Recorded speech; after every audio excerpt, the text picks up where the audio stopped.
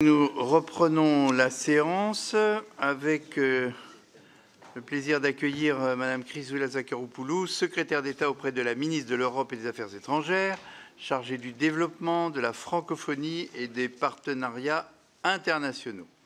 C'est la première fois, Madame la ministre, que nous avons le plaisir de vous entendre en séance plénière. On a eu quelques difficultés à trouver une date commune, mais enfin nous y sommes parvenus. Et en l'occurrence, cette audition revêt une importance toute particulière dans la mesure où depuis longtemps nous souhaitions faire le point avec vous sur l'aide publique au développement. Je rappelle que c'est quand même une politique très importante, dotée de crédits en hausse continue, désormais tout aussi important que les moyens que nous consacrons à notre diplomatie. Il était donc important et essentiel même d'avoir un interlocuteur ministériel dédié. Le Sénat avait, à plusieurs reprises sous le précédent quinquennat, souhaité et avait fait savoir que nous souhaitions bien évidemment qu'un ministre puisse diriger ce secteur essentiel. Alors, Madame la Ministre, on a plusieurs points que l'on souhaiterait évoquer avec vous.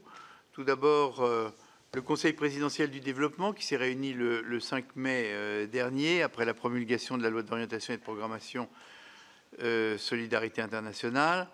Lors de cette séance, plusieurs nouvelles orientations ont été décidées.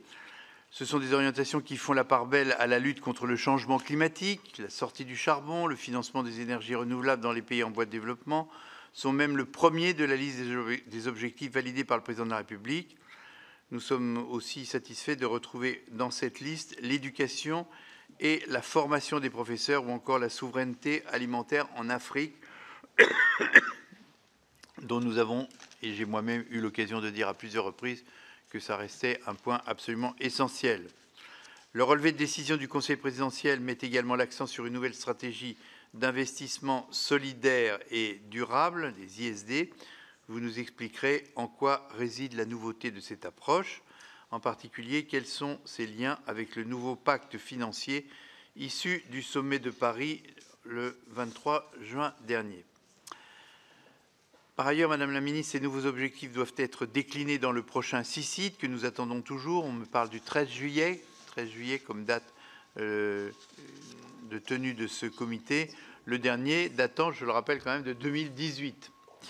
Alors, comment ce CICID va s'articuler avec le Conseil présidentiel de développement qui fixe ses propres objectifs et ses propres indicateurs? Donc ça, c'est un sujet important. Par ailleurs, la Cour des comptes a publié en janvier dernier un rapport relatif à la comparaison des APD françaises, allemandes et britanniques. La Cour considère notamment que nos financements multilatéraux sont insuffisamment fléchés au profit des priorités de la politique française d'APD en comparaison avec le Royaume-Uni ou l'Allemagne, la manière dont ils le pratiquent. Est-ce que vous prévoyez donc de faire évoluer la doctrine française sur ce point en fléchant davantage nos contributions non obligatoires afin de reprendre le contrôle de nos financements? Enfin, on se doit évidemment d'évoquer la mise en place de la commission d'évaluation, serpent de mer, créée par la loi du 4 août 2021. Il est inconcevable que cette commission ne soit pas en activité près de 2 ans après sa création. Après l'étrange épisode de la dernière loi de finances sur la question de l'attribution ou non de la présidence de cette commission au premier président de la Cour des comptes, où en sommes-nous aujourd'hui? Je pense que malheureusement ces choses n'avancent pas très loin, puisque j'ai eu l'occasion de rencontrer la ministre des Affaires étrangères avec mon collègue Jean-Louis Bourlange sur ce problème, et que pour l'instant, on ne voit pas dans le contexte législatif actuel comment les choses peuvent bouger. Voilà quelques éléments d'interrogation, puis ce sera complété évidemment par nos rapporteurs Hugues Saury, Rachid Temal, mais je vous propose de prendre la parole pour 10-15 minutes et puis après nous aurons une séance de questions et de réponses. Madame la Ministre, bienvenue chez nous et vous avez la parole. Merci beaucoup Monsieur le Président. Bonjour Mesdames et Messieurs les sénateurs. Avant d'évoquer les sujets alors que je porte, j'aimerais vous dire à vous et aux élus locaux que vous représentez mon plus grand soutien et ma pleine solidarité face aux événements de ces derniers jours. Dans ces moments où la démocratie est attaquée, vous jouez un rôle indispensable et courageux pour amener du dialogue, apaiser les choses et trouver des solutions du fond. Ces événements nous rappellent qu'il est impératif d'être unis à toutes circonstances pour répondre aux préoccupations de nos concitoyens. Et bien sûr, cela nécessite un dialogue régulier.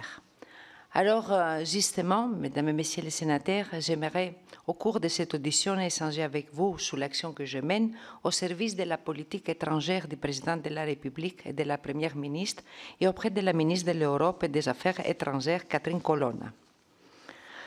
Le monde, il est en train de changer. Les crises se superposent.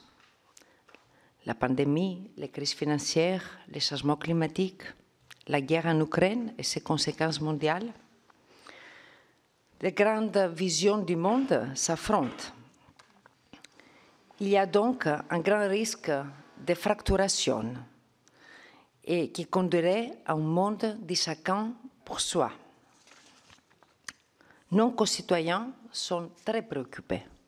Ils nous demandent d'agir sur des sujets comme la lutte contre les inégalités, la lutte contre les changements climatiques ou l'accès aux services publics, notamment dans les secteurs de la santé et de l'éducation. Mais ces préoccupations ne sont pas des préoccupations françaises, sont des préoccupations universelles. Et je peux l'observer lors de mes très nombreux déplacements. Tous les États sont donc confrontés à des enjeux similaires. Pour y répondre, il faut bien sûr apporter des réponses au niveau national et c'est ce que nous essayons de faire. Mais c'est aussi à l'international que nous devons agir. Car, Mesdames et Messieurs les sénateurs, c'est l'ère de l'interdépendance. Et alors, nous devons faire un choix. Nous refusons le repli.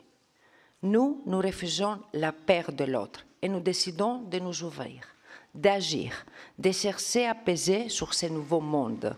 C'est le choix du président de la République. Accepter la nouvelle donne, bâtir des solutions et chercher des alliés pour faire peser la vision française du monde. Et pour cela, il faut parler à tous. Le monde ne se décide plus au G7. Il n'y a plus de petits pays, il n'y a plus de partenaires négligeables. Il y a les pays émergents, il y a les petites îles, il y a de nombreux acteurs qui souhaitent jouer un rôle important. Donc, avec chacun, nous devons nouer des partenariats. Et ces partenariats doivent permettre de défendre nos intérêts économiques, nos intérêts en matière de biens publics mondiaux, nos intérêts en matière de stabilité de nos pays voisins. Donc, il faut aller partout. Il faut aller partout pour convaincre. Parce qu'un pays fort aujourd'hui, c'est un pays qui a des partenaires, qui a des alliés.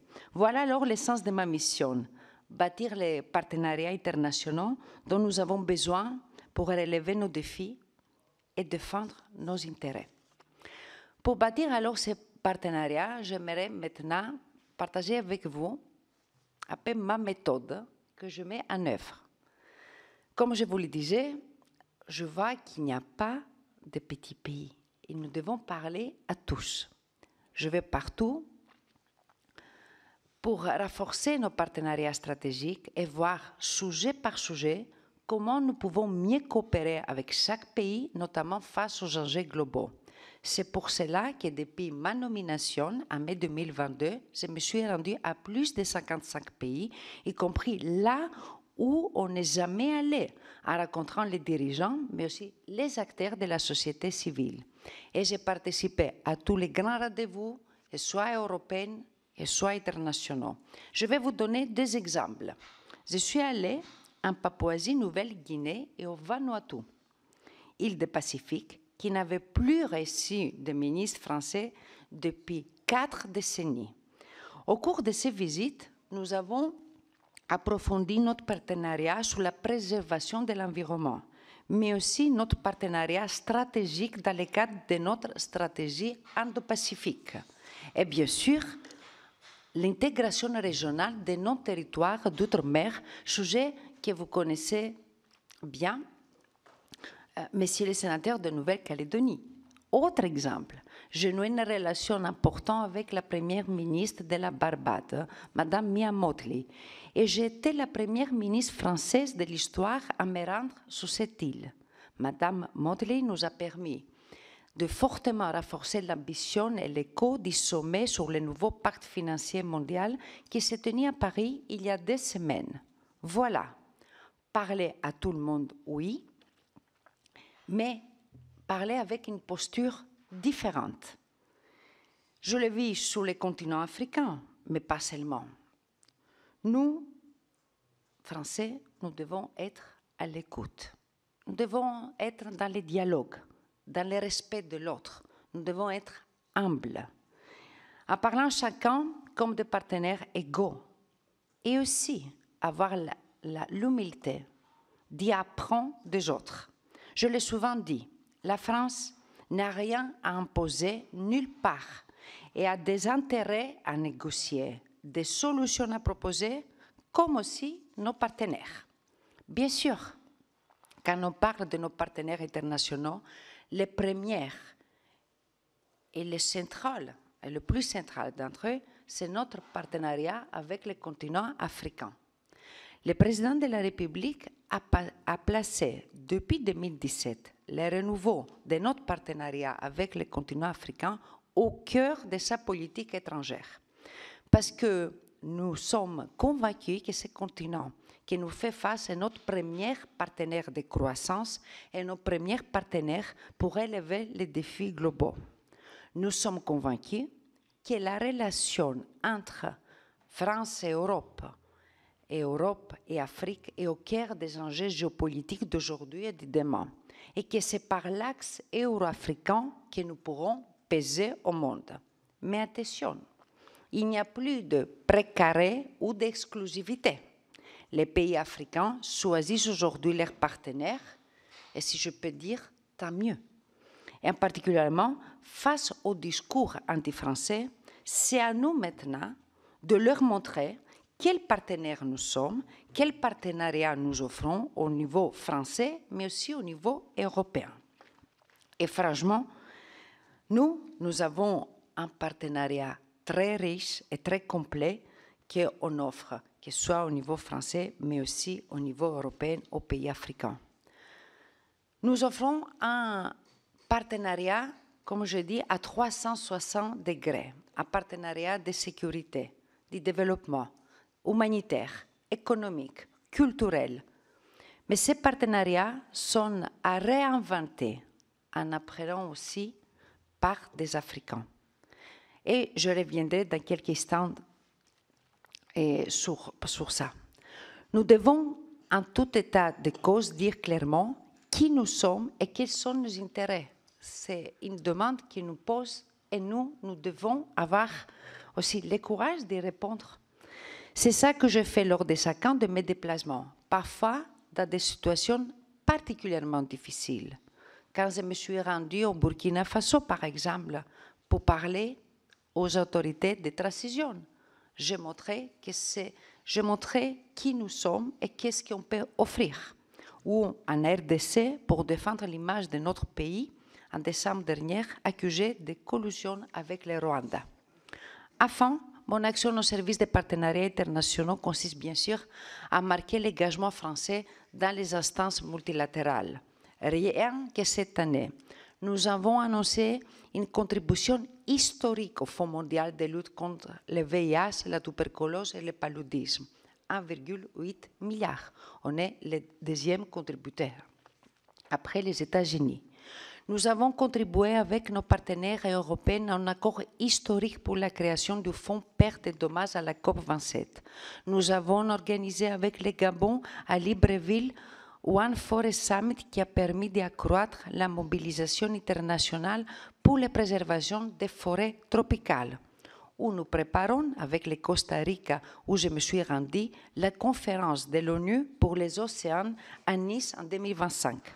Mais la France est aussi présente pour jouer un rôle moteur et pour impulser des initiatives multilatérales nouvelles et originales. Je pense, et vous vous rappelez tous, pendant la pandémie, l'initiative COVAX, que j'ai eu l'honneur de coprésider, ou encore à la coalition Haute Ambition pour la protection des 30% des terres et mers qui a été rejointe par plus de 100 pays. Enfin, le meilleur exemple de cette politique de partenariats internationaux, c'est le sommet Nouveau Pacte financier que nous avons tenu à Paris la semaine dernière. Ce sommet visait à unir pour la première fois le monde du développement et le monde des finances. Plus de 50 chefs d'État, des centaines d'acteurs politiques, associatifs et économiques se sont retrouvés à Paris pour affirmer que personne ne doit avoir à choisir entre la lutte contre la pauvreté et la lutte contre les changements climatiques. Mais voilà, mesdames et messieurs les sénateurs, c'est cela la force et l'histoire de la France. Être une force d'équilibre qui peut réunir tout le monde, c'est pour ça qu'ils sont venus, et mobiliser ses partenaires autour de nos défis communs. Et la présence de tant de partenaires à ces sommets prouve que nous sommes reconnus pour cela. À Paris, nous avons créé des consensus, porté des coalitions et obtenu de nombreuses avancées concrètes. Je ne vais pas entrer dans les détails, mais je vous souligne que des engagements passés ont été tenus sur le DTS, par exemple, ou un accord très entendu sur la dette zambienne, elle était trouvée. Et des coalitions ont été créées autour de l'idée d'une taxe sur les émissions du transport maritime ou des clauses de suspension du service de la dette en cas de catastrophe naturelle. Ce sommet a créé une dynamique politique que nous allons poursuivre et amplifier lors des prochains rendez-vous internationaux, notamment le G20 et la COP28. Voilà donc en quelques mots la méthode que je mets en œuvre et aussi la fierté de faire partie de cette grande nation. Après alors avoir parlé de méthode, j'aimerais parler des outils que nous avons pour mobiliser des partenaires. Cet outil sont, comme vous avez dit, Monsieur le Président, notre politique d'aide au développement, mais aussi la francophonie. Et bien sûr, notre place au sein de l'Union européenne, dans notre famille européenne, qui est notre force. Notre politique de développement, c'est un outil central de notre politique de partenariats internationaux et de notre politique étrangère. Depuis 2017, notre APD a augmenté de 50%. C'est une hausse historique. La France est désormais le 4e bailleur mondial d'aide publique au développement. Cela doit avoir un impact positif sur notre image, sur notre influence, nos intérêts. Et j'aimerais remercier les sénateurs Hugues Saury et Rachid Temal pour leur travail de rapporteurs pour avis auprès de cette commission sur l'aide publique au développement, l'aide économique au développement de la solidarité, qui ont alimenté le débat de la loi des finances pour 2023. Notre politique de développement doit mieux répondre aux enjeux du monde d'aujourd'hui. C'est pour cela que le 5 mai, lors du Conseil présidentiel du développement, le président de la République nous a fixé des orientations que le CICID doit conforter. Et j'ai beaucoup échangé là-dessous, en préparation des CICID, avec les parlementaires, les élus locaux et la société civile. Dans un contexte alors budgétaire particulièrement difficile que vous connaissez tous, nous voulons mieux aligner notre politique de développement avec nos intérêts, nos valeurs et nos priorités politiques en assumant la construction de partenariats plus transactionnels. Renforcer notre agilité, notamment en repensant la répartition géographique de notre action. Concrètement, cela veut dire qu'on peut investir sur des projets en Zambie, par exemple, démocratie africaine, qui veut travailler avec nous, ou en Papouasie, comme je disais, Nouvelle-Guinée, acteur clé du Pacifique. Ensuite, il faut actualiser nos priorités thématiques, en renforçant notamment notre prise en compte de la vulnérabilité climatique ou encore le soutien à l'entrepreneuriat et à la formation professionnelle. Et bien sûr, moderniser nos instruments et nos moyens d'action, notamment pour mobiliser davantage le secteur privé, mais aussi la jeunesse de notre pays pour que s'engage. L'autre outil pour créer des partenariats qui est très cher à moi, que je ne suis pas née francophone, c'est la francophonie. Je sais, d'après nos échanges, que ce sujet est très important pour plusieurs d'entre vous. Il est évidemment pour la ministre Colonna et moi-même. Grâce au plan langue française et plurilinguisme lancé en 2018 par le président de la République, nous faisons déjà énormément pour le rayonnement et l'apprentissage de l'autre langue. Plusieurs rendez-vous importants nous attendent dans les prochains mois. Tout d'abord, l'ouverture de la Cité internationale de la langue française dans les prochains mois, mais aussi, ça serait une maison, la maison de tous les francophones, mais sans oublier les prochains sommets vers octobre 2024 de l'OIF, où notre pays aura l'honneur d'accueillir. J'aurai à cœur d'œuvrer pour que ces sommets favorisent de nouvelles grandes avancées, notamment pour mieux faire connaître aux Français les richesses qu'offre la francophonie à travers cet espace francophone avec 88 pays, pour mieux mettre en valeur la langue française et surtout cet espace francophone que moi je dis c'est un espace d'opportunité pour l'emploi, pour la formation, la création, l'entrepreneuriat, la coopération scientifique et bien sûr pour mieux développer des outils numériques francophones sous la lutte contre les fausses informations, la question d'éducation. Et j'aurais besoin de vous pour faire vivre la francophonie partout. Quand on parle des outils, je rappelle sans cesse, comme vous pouvez comprendre, de mon histoire personnelle qui font penser nos partenariats au niveau européen. Pas seulement par mon parcours, mais j'étais parlementaire européenne et je me suis engagée en politique pour défendre l'Europe, la France et l'Europe, et pour défendre une Europe géopolitique qui porte sa voix et ses valeurs partout, qui pèse et qui agit à 27. C'est tout l'objectif du sommet, par exemple, de l'Union européenne, l'Union africaine, qui a été organisé lors de la présidence française du Conseil en février 2021 à Bruxelles. Mais une Europe géopolitique, c'est aussi l'objectif d'investissement Global Gateway.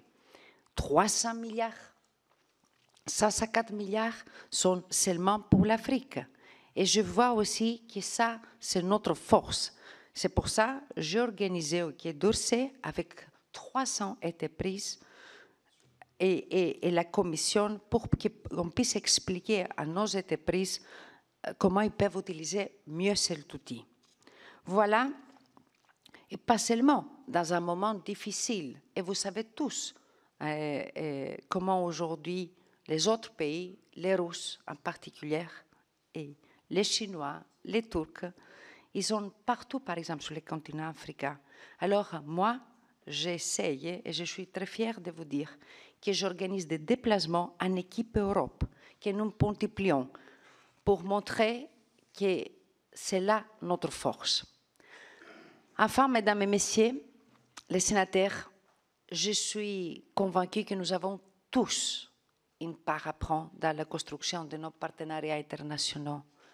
Ces partenariats ne se font pas simplement entre États, ne se font pas entre gouvernements, mais il faut qu'ils se jouent à tous les niveaux.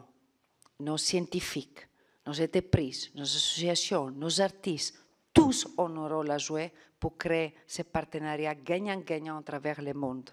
Je leur ai dit souvent, y compris lorsque je me déplace sur le territoire national. Mais bien sûr, ces partenariats, c'est nous aussi, grâce à nos parlementaires, à nos sénateurs, à travers votre diplomatie, à laquelle je crois beaucoup et que je tiens à le soutenir, mais aussi à nos collectivités territoriales que j'ai rencontrées encore ce lundi et qui jouent un rôle indispensable en matière de coopération. Et bien sûr, grâce à la société civile, nous avons tous un rôle à jouer. Nous devons tous répondre à cette envie de France. Parce que oui, mesdames et messieurs les sénateurs, il y a une envie de France. Je peux vous le confirmer. Après 55 pays, il faut être fier de notre pays. Oui, il y a une envie de travailler avec nous, de bénéficier de tout ça que nous faisons, de notre savoir-faire. Alors, voilà, je tenais, Monsieur le Président, Mesdames et Messieurs les sénateurs, à vous présenter, comme vous avez dit, cette action que je menais depuis 13 mois. Je tiens à souligner que j'échange avec vous régulièrement, et notamment le président de cette commission, vos idées, votre préoccupation, vos remontées, mais aussi nos débats, nos discussions sont très précieuses pour moi. Ma porte, vous savez, à rue de la Convention, est toujours ouverte, tant pour relier nos territoires à l'action internationale, et nous avons aussi tous ensemble cette mission d'expliquer à nos concitoyens qu'est-ce que nous faisons. Et aussi, j'ai une envie de vous associer, y compris lors de mes déplacements. Parce que, comme je vous le disais au début, le plus important face à ces défis aussi vertigineux, c'est d'être unis, c'est d'agir ensemble. Parce que, mesdames et messieurs les sénateurs, nous sommes tous, en dehors des couleurs politiques, l'équipe France, et nous devons être fiers. Merci. Merci, Madame la Ministre, pour cette présentation générale. Je pense qu'à travers les questions de nos rapporteurs, vous aurez l'occasion de repréciser les questions que j'ai moi-même posées, notamment sur la commission d'évaluation et sur les orientations du CICID. Je vais donc tout de suite passer la parole à nos rapporteurs, Hugues Saury, puis Rachid Temal. Je vais répondre à vos questions ou après. Merci, Président. Madame la Ministre, merci pour votre présence, merci pour vos propos. Je vous rassure, nous sommes tous ici fiers de notre pays. Pour ma part, donc j'ai plusieurs questions à vous poser. Lors des débats concernant la loi du 4 août 2021 sur le développement solidaire, nous étions tous d'accord pour dire que la priorité des priorités, c'était la lutte contre la pauvreté. C'est-à-dire, si on résume, manger, se soigner, s'éduquer. Pour cela, nous avions approuvé le fait qu'il y ait des pays prioritaires, 19 au total, 18 pays africains plus Haïti. Or, il semblerait que par décision du Conseil présidentiel du développement, le CICID, que vous venez d'évoquer, ne désignera plus une liste de pays prioritaires. Mais en même temps, vous venez d'insister sur le partenariat avec les pays du continent africain. Donc, je me demande s'il n'y a pas une contradiction. Est-ce que les objectifs de lutte contre le changement climatique, qui sont certes essentiels, mais qui concernent moins les pays les plus pauvres pour l'atténuation, ne risquent pas de faire passer les objectifs de lutte contre la pauvreté au second plan? C'est ma première question. Ensuite, le Président a évoqué le rapport de la Cour des comptes et j'ai plusieurs interrogations à ce sujet également. La Cour des comptes, comme souvent, est critique vis-à-vis de l'organisation du contrôle de l'AFD. Il estime notamment que l'AFD s'apparente davantage à une agency à l'américaine, c'est-à-dire qui participe à la conception d'une politique publique, mais qui est aussi partie prenante dans son application. Or, la Cour juge que le contrôle rapproché auquel tentent de se soumettre les deux ministères compétents est très difficile, au vu notamment des moyens humains disponibles qui ne sont pas immenses. La Cour suggère d'en prendre acte en allégeant les procédures de compte-rendu à court terme et en mettant en place un examen approfondi tous les 2 ans des projets engagés. Pour notre part, nous estimons que le suivi des activités de l'agence doit être non pas allégé, mais au contraire renforcé. Nous espérons en particulier que votre désignation au poste de secrétaire d'État, ce que nous avions souhaité, dédié, donc secrétaire d'État dédié, va dans ce sens. Est-ce bien le cas? Que pensez-vous de cette idée d'un examen approfondi biennal? N'est-ce pas un rôle qui pourrait être confié à la nouvelle commission d'évaluation, si celle-ci, effectivement, voit enfin le jour? Et nous sommes pour le moins étonnés que près de 2 ans après l'adoption de la loi donc sur le développement solitaire, votée à l'unanimité par les 2 chambres, cette commission n'ait toujours pas été constituée. Le troisième point, c'est toujours en lien avec le rapport de la Cour des comptes, qui pointe également le caractère inadéquat de l'organisation de l'APD dans les pays destinataires, avec un conseiller à l'action culturelle et de coopération censé conseiller l'ambassadeur, mais n'ayant que très peu de moyens financiers par rapport notamment au directeur local de l'AFD, qui dispose de moyens sans commune mesure avec les siens et qui est en réalité le véritable chef de la coopération. Et donc la Cour suggère de mettre fin à cette situation insatisfaisante en faisant officiellement du directeur AFD le conseiller de développement de l'ambassadeur. Qu'en pensez-vous? Est-ce que cela ne permettrait pas effectivement de mieux harmoniser l'action de l'AFD avec les priorités du Quai d'Orsay en renforçant finalement l'autorité de l'ambassadeur sur l'agence? Et puis le quatrième sujet rapidement que je voulais évoquer, c'était le débat sur la taxe sur les transactions financières, la TTF au niveau européen, qui a été relancé récemment au Parlement européen et qui, donc, c'est un sujet pour lequel la Commission a demandé aux États membres d'avancer rapidement. Or, il semble que la France ne soit pas très allante sur ce sujet, notamment parce qu'on peut imaginer qu'une TTF européenne aurait sans doute un taux plus élevé ou une assiette plus large que la TTF française actuelle. Et donc, pouvez-vous préciser la position de la France sur ce sujet? Voilà, je vous remercie.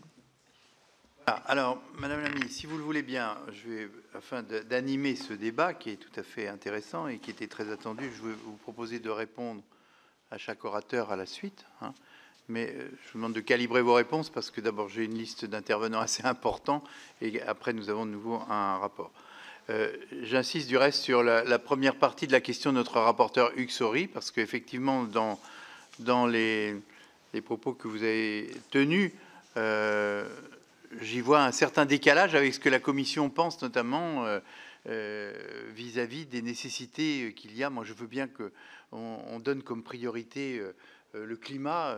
La seule chose, c'est que nous qui voyons très souvent des représentants de ces pays nous disent que c'est quand même pas à nous qu'il faut imputer le dérèglement du climat dans le monde. Et je pense que les priorités restent toujours dans nombre de pays. La nécessité de leur donner de quoi manger, de quoi se nourrir et de quoi se former. Donc votre réponse est très importante parce que nous voyons dans ces propos la marque de l'AFD, ce que nous connaissons bien et sur lequel je souhaite que vous puissiez dire clairement votre sentiment. Voilà, si vous voulez bien, je vous laisse la parole pour répondre à Hugues Saury, puis après on passera à Richard. Merci beaucoup, Monsieur le Président. Alors, Monsieur le rapporteur Saury, merci pour vos questions. Là, il y a, je pense, beaucoup de choses. Alors, comme je dis à mes propos, si on a fait les sommets pour le nouveau pacte, c'était exactement pour éviter d'opposer les changements climatiques et la lutte contre la pauvreté. Ne sont pas des choses différentes. Si on pense les conséquences des changements climatiques, c'est celui-ci qui fait déplacer, par exemple, et donner une stabilité, mais aussi c'est synonyme de la pauvreté. Alors, au contraire, et c'est la préoccupation de tous les pays, il ne faut jamais opposer ça. Et c'est pour ça aussi aujourd'hui, le monde des Nations Unies et le monde des finances, New York et Washington, ils sont venus ici pour travailler sur ça. Et ensuite, vous m'avez parlé de changement de pays prioritaires. Très bien. Pourquoi? Qu'est-ce que ça va changer? Les CPD, ils donnent alors la priorité aux pays des moins avancés. Ça veut dire que ce n'est pas qu'on supprime les 19 sans les remplacer, mais on met au cœur les pays les moins avancés.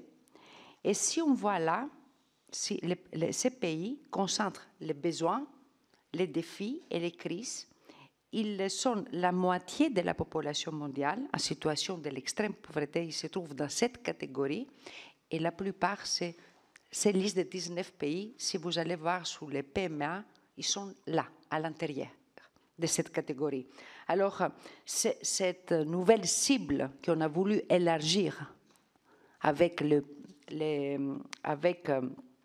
en mettant la priorité aux pays les moins avancés, prouve que l'éradication de la pauvreté, comme vous avez dit, reste un de nos objectifs principaux. Ensuite, vous m'avez demandé sur la question, c'était... Le pilotage AFD et COCAC. OK. Très bien. Alors, le président de la République et le gouvernement, et vous imaginez très bien moi-même, nous sommes très attachés à un pilotage politique qui soit efficace, qui soit aussi cohérente, qui soit lisible pour tous. Et s'agissant de l'AFD, comme vous savez bien, c'est un opérateur de mise en œuvre sous la tutelle de l'État, comme l'établit clairement la loi d'août 2021. Alors, la ministre et moi-même, nous sommes attachés à ce pilotage politique précis afin que l'action de l'AFD soit bien alignée avec nos priorités et nos valeurs et nos intérêts d'aujourd'hui aussi. Et comment nous exerçons? Je vais vous dire qu'est-ce que je fais depuis mon arrivée. Moi, je tiens les comités de suivi de l'AFD environ tous les 2 mois avec les trésors, avec la Direction générale du Trésor, avec la Direction générale de la mondialisation. Et toutes les administrations sont là.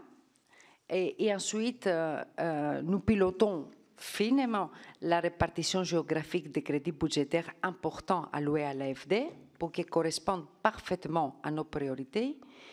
Et enfin, vous savez bien que l'État fait attendre sa voix au conseil d'administration de l'AFD, auquel le Parlement est aussi représenté.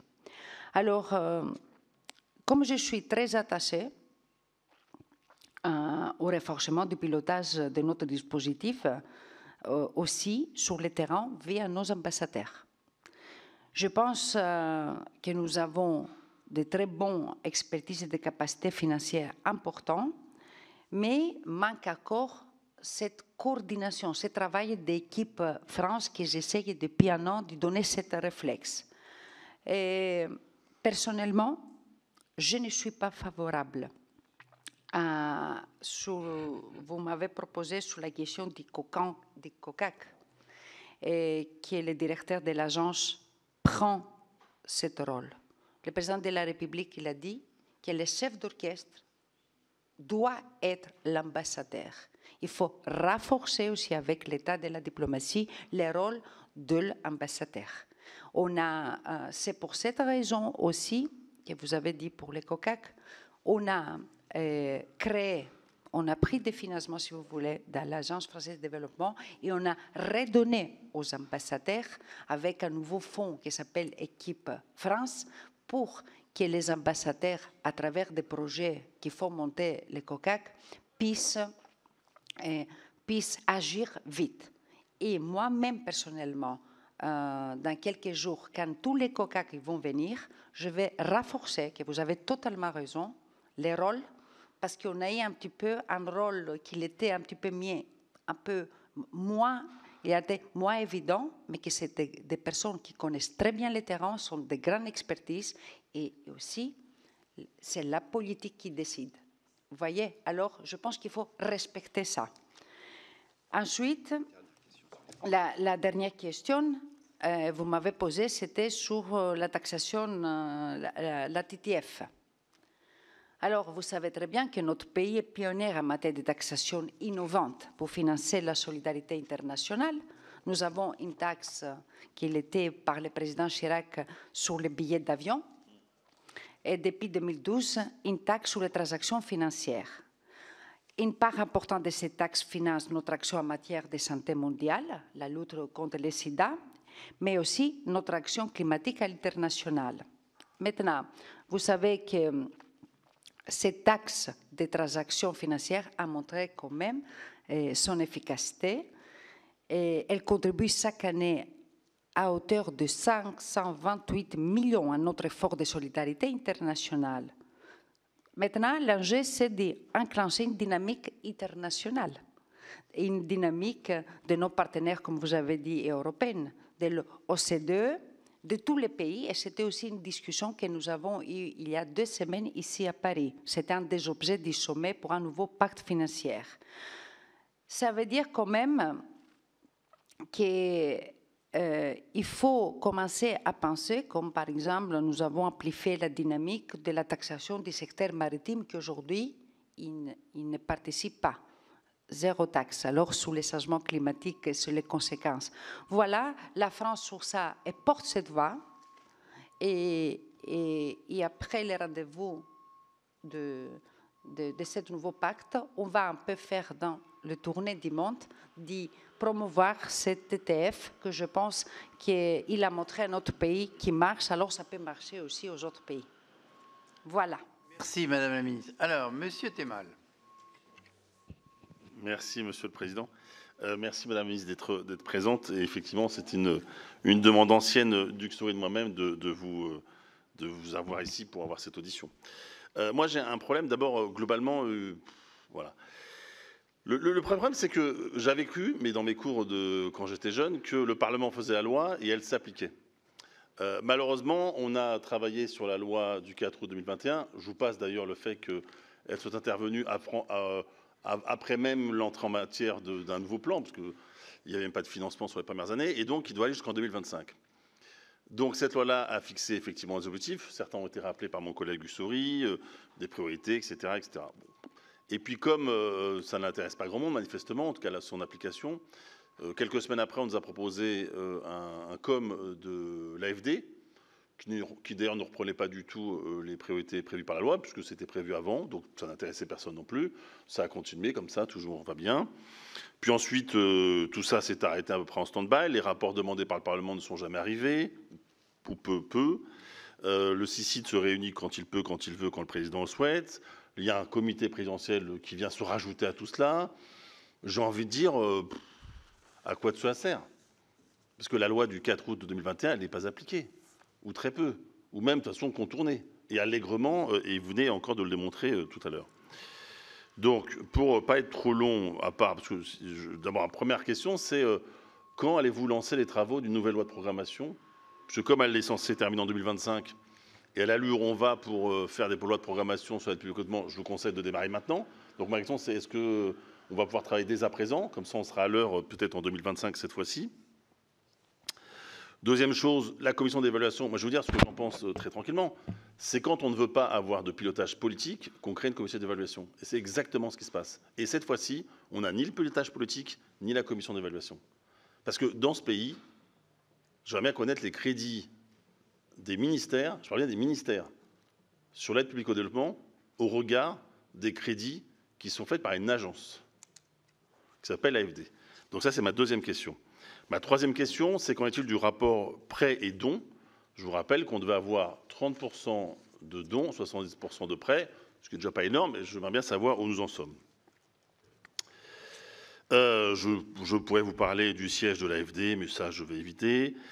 Sur la taxe sur les transactions financières, là aussi, c'est une taxe qui est créée spécifiquement pour l'aide publique au développement. Et ce gouvernement, malgré nos différents amendements, a toujours refusé de lever le clapet pour faire que toute ou une partie significative, au moins 50%, soit attribuée à l'aide publique au développement. Donc, allez-vous, oui ou non, accéder enfin à cette demande? Sur la commission d'évaluation, je vous l'ai dit, on l'a dit plusieurs fois, comment on peut comprendre qu'on nous impose une commission d'évaluation qui ne s'est toujours pas réunie, comme quoi elle était prioritaire? Deux, dans le débat, on nous impose qu'elle soit attachée à la Cour des comptes. Moi, personnellement, je n'étais pas favorable au départ. Enfin, maintenant, elle est faite. Alors, on nous dit maintenant, c'était pour les imprimantes, etc. Enfin, il faut être sérieux 2 minutes. Comment se fait-il que le gouvernement, dans la loi de programmation financière, nous avons adopté un amendement du gouvernement, indiquant que la présidence devait être au premier président de la Cour des comptes, et que le même gouvernement a soutenu un autre amendement à l'opposé à l'Assemblée, disant l'inverse. Résultat des courses, tout ça est un ridicule entre maintenant des gens qui s'écrivent, et on a tous droit à nos courriers, entre un président premier président de la Cour des comptes qui écrit, le président de la Commission des affaires étrangères de l'Assemblée répond, enfin, ou l'un écrit, l'autre répond, enfin on ne sait plus à la fin. Enfin tout ça est d'un ridicule achevé. Donc il faut que le gouvernement maintenant prenne ses responsabilités, mette en place cette commission, et je le rappelle qu'il a qu'à suivre la loi qu'il a fait adopter. Et c'est bien la Cour des comptes. Donc voilà, il fallait y penser avant. Et pour ne pas être trop long et pour terminer, j'aimerais connaître la position sur le Rwanda. Est-ce que la France va maintenant ouvertement condamner les agissements du Rwanda, puisque les rapports existent, que le Rwanda finance, aide le M23 qui massacre des gens dans l'est de la République démocratique du Congo. Sur l'intégration en Nouvelle-Calédonie, la question c'est est-ce que nous allons soutenir l'intégration notamment sur l'arc mélanésien, etc. Parce que c'est ça la question qui est posée. Sur l'Afrique, très honnêtement, sur l'Afrique, que prépare la France notamment sur le départ, l'évolution de la milice Wagner. Sur l'Afrique, c'est plutôt, comme je le dis souvent, c'est pas la fin de la France-Afrique, c'est plutôt la fin de la France en Afrique. Donc, qu'est-ce qui est prévu concrètement sur le continent africain? Voilà ce que je voulais dire rapidement pour pas être trop long. Et c'est vrai que moi, j'ai le sentiment que c'est le ministère de la parole, beaucoup, très bien, déplacement, très bien, mais j'ai pas le sentiment que ça change la vie, encore une fois, des pays sur lesquels nous travaillons. Je ne crois pas que l'aide publique au développement, elle est en mode automatique, mais je ne crois pas qu'elle soit en mode de pilotage, et cela nous interroge grandement. Madame la ministre, les auditions au Sénat sont toujours toniques. Très bien, merci beaucoup, merci beaucoup. J'espère que que les sénateurs ne pensent pas que je fais la tournée du monde comme ça, mais c'est très bien. Alors, on commence par la loi, monsieur le sénateur Temal. Moi aussi, je suis sujet du respect du Parlement. Concernant la commission, comme vous dites, la commission d'évaluation, c'est la loi, je pense, que c'était ramenée par vous-même. Sur la question de la commission indépendante d'évaluation et que c'était une avancée majeure de la loi du 4 août. Et je pense que c'est normal qu'il y ait une commission d'évaluation car il faut, avec tous les financements qui sont dédiés, il faut rendre notre aide plus efficace et plus redevable. Alors, le gouvernement s'est mobilisé dès la prolongation de la loi pour mettre en place cette commission. Le décret d'application a été publié en mai 2022 et son contenu est conforme à la lettre et à l'esprit de la loi de 2021. Alors, le ministère des Affaires étrangères et les autres ministères concernés finalisent actuellement la proposition de nomination des personnalités qualifiées pour le collège d'experts. Nous échangeons avec les cours de compte pour nous assurer que les travaux de la commission pourront être lancés que les derniers points relatifs à la gouvernance auront été levés. Le schéma de gouvernance doit être acceptable par tous, afin que la commission débute ses travaux, comme vous dites, qu'on attend, dans la sérénité. Nous prenons aussi note du dépôt d'une proposition de loi par le président Bourlanges. Et le ministère des Affaires étrangères souhaite la mise en place rapide de cette commission dans le respect des prérogatives de chacun. Ensuite, vous m'avez, sur la trajectoire, vous avez dit qu'il n'y a pas la commission d'évaluation et après vous avez dit qu'il n'y a pas ni politique. Non? C'est bien. Je vais vous répondre aussi sur les politages politiques. Parce que je pense que les agences, comme vous savez très bien, les agences de tous les types, ils ont aussi sont sous tutelle, mais en même temps, vous savez qu'ils ont aussi, en même temps, des initiatives. Alors, je parle de la trajectoire et le respect des lois. Tous ici, je pense, nous partageons la volonté d'atteindre 0,7 des RNB investis dans notre APD à long terme. Cet objectif qui figure dans la loi de 2021, je pense que depuis 2021 jusqu'à aujourd'hui, il y a eu un changement quand même au niveau mondial. Et le contexte budgétaire, c'est difficile partout, mais le 0,7 reste notre boussole de long terme et pendant les CPD, le président de la République l'a redit. Alors, j'ai le plaisir aussi de vous confirmer que nous avons dépassé l'objectif qui était fixé par la loi pour 2022. Nous sommes, comme j'ai dit à mon discours, le 4e bailleur mondial. Et pour la première fois de notre histoire, notre APD dépasse les 15 milliards d'euros. Nous devons garder aussi à l'esprit que l'indicateur des taux de RNB investis dans l'APD issu de l'OCDE est un instrument volatile et principalement conçu pour comparer les pays entre eux, plus que pour être les reflets d'un effort budgétaire. D'ailleurs, si vous voulez, nos partenaires du Sud ne nous demandent jamais l'augmentation de ces ratios. Ce qui les intéresse aujourd'hui, c'est le volume de financement et à la fin les projets concrets. Alors, pour les prochaines années, la volonté du président de la République et du gouvernement est de poursuivre cette hausse en volume de notre APD sans faire de ces ratios APD-RNB un outil de pilotage au quotidien. Il y a trop d'incertitudes pour en faire un outil efficace. Mais voilà, je pense qu'on partage la même vision. Ensuite, vous m'avez demandé sur le rapport Prédon. Alors, à quoi sert, vous avez dit, les CPD, les CICID, tout ça? Comme je dis, messieurs les sénateurs, je pense, comme je dis, que ce n'est pas parce qu'on a fait un CICID en 2018. Je dis, il faut être consciente tous qu'aujourd'hui, vous voyez aussi au niveau international et comment il a changé le monde après l'agression russe en Ukraine, toutes les conséquences qu'ils ont sur notre politique nationale et sur notre politique internationale. Et je pense que ça, c'est très important. C'est pour ça aussi que ces CPD, si vous voulez, je l'ai voulu personnellement pour qu'ils puissent être d'actualité. Et c'est pour ça aussi que j'ai travaillé pour ces CICID. Et c'est pour ça aussi que je demandais qu'ils participent. Voilà pourquoi alors je tiens à ces CPD, ces CICID. Je pense que c'était une décision politique. Ensuite,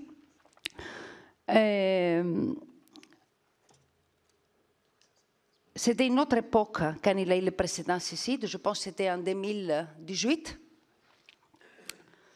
Et depuis, nous avons fait un effort important pour augmenter le financement en dons. Vous vous souvenez sûrement de l'effort exceptionnel de plus d'1 milliard d'euros à dons que vous aviez voté en loi des finances 2019. Les montants de dons bilatéraux que mon ministère a lu à l'AFD dépassent désormais chaque année les 1 milliard. C'est une hausse majeure par rapport à la période précédente.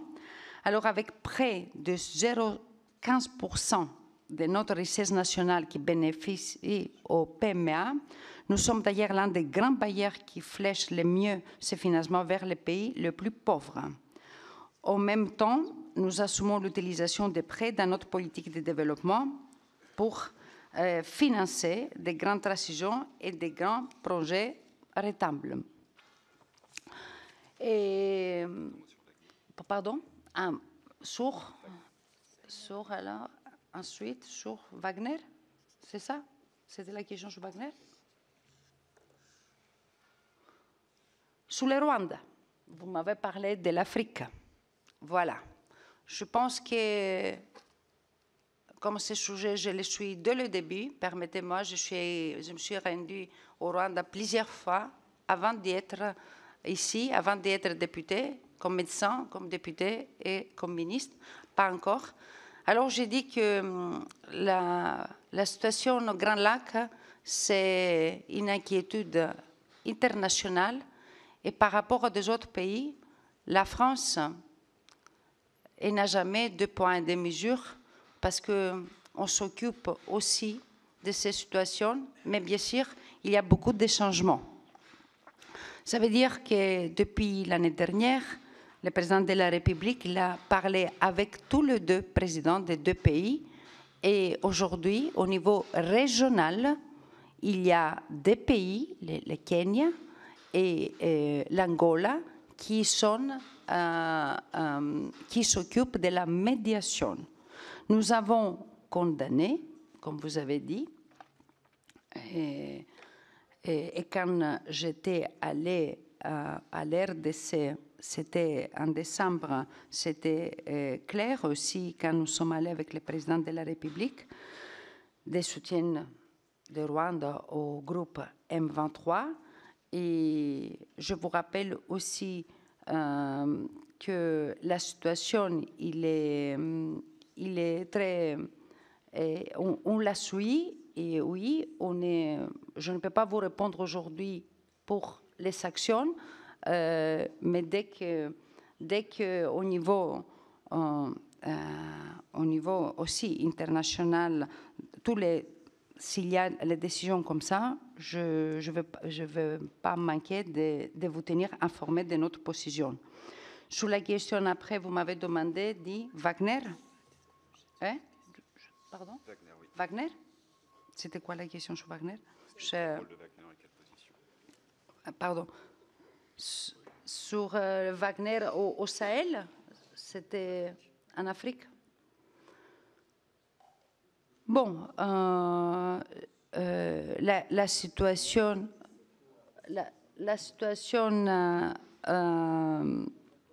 il faut dire, je pense, les choses telles qui sont, et je pense que, en particulier au Sahel,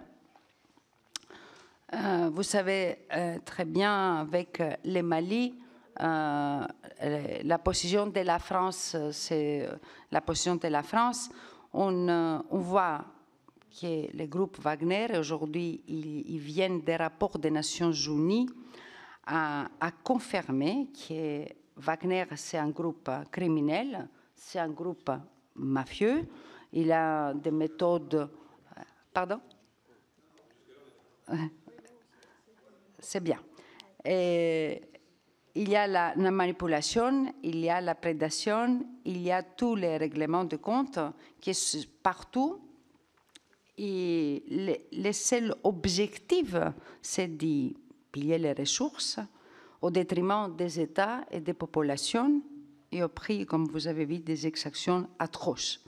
Alors, c'est pour ça que ce rapport qu'il a eu le mois de mai des Nations Unies, qui établit clairement la responsabilité de Wagner dans le massacre de 500 civils à Moura, au Mali.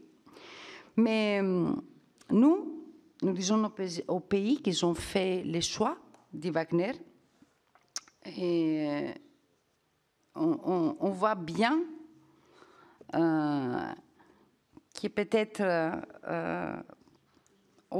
je pense qu'on voit qu'ils commencent à les regretter et qu'il y a des pays qui ont envie de se dissocier et qu'il n'y a rien de bon parce qu'il y a des inquiétudes par des autres pays que je vis voisins de Mali, qu'il y a une grosse inquiétude parce qu'ils veulent sortir de cette chaos qui c'est très dangereux pour la région, par exemple, d'Israël et pas seulement.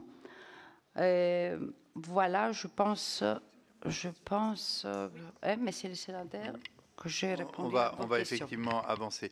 Je voudrais juste pour nos collègues faire un point précis sur la commission d'évaluation pour leur dire exactement quel est le problème.